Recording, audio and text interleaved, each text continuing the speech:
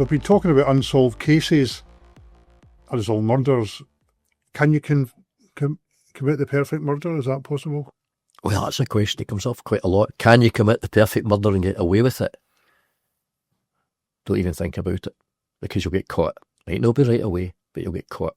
Particularly nowadays, you can't do anything without leaving a trace. You've got CCTV. We're the most surveilled country in the world, and we accept that.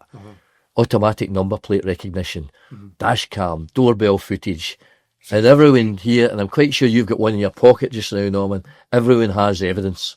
Everyone's got a mobile phone, so you can't leave it. And I think I've always said, and an old gangster I knew in London always said that if two people know about something, it's no longer a secret, and that's the thing.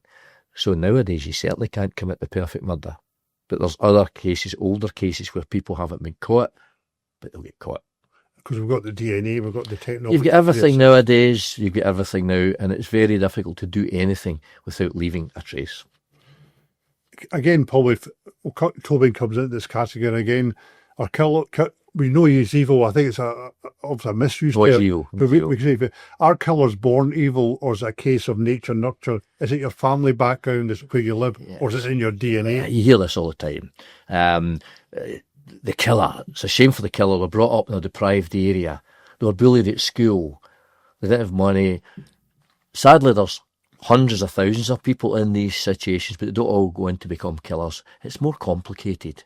And I did a programme, it's on Amazon Prime, and it's called Becoming Ian Brady. And on that you'll hear a psychiatrist saying Ian Brady wasn't evil, he was ill.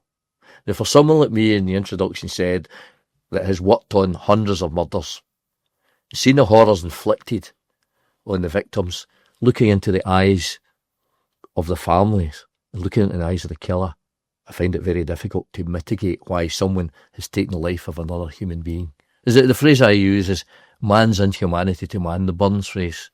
Why? It's very complicated. There's so many different types of murders, but someone has lost a life, and it shouldn't matter what kind of murder it is. So that's the one that will be always there. Are they born evil? Nature, nurture? Yeah, a lot of factors affect how they're moulded later on, but it isn't just quite as simple as that. Can you identify a killer before they kill? Police use a lot of kind of intelligence and sort of mapping. I mean, could Tobin have been identified at some early stage? Well, yeah, in these days we didn't have the type of systems we have now. We have a system, public protection, and it's called the Multi-Agency Public Protection Arrangements, where various agencies, the police, the social services, the health, the prison, local authorities, work together and look at an individual that presents a risk of harm. Now, Tobin had all these criteria when we start looking back.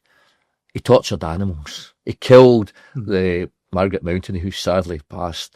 He killed the dog. He cut the head off it and threw it out. That was about control. Killing animals, torturing small animals, is and Brady did it. It's a progressive sign of moving towards more serious criminality. We have the systems in place. People are looked at, they present a risk of harm. We have that. And you look at that. And there are systems in place, but how many times do we hear it? That was 9 times the police were at that house, that domestic violence situation. The 10th one was a murder.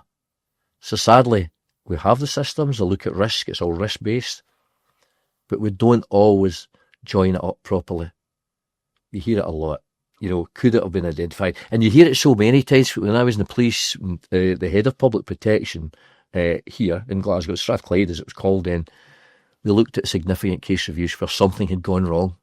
And you hear it all the time, the big cases, public inquiries, lessons learned. Are lessons learned? Do we do something?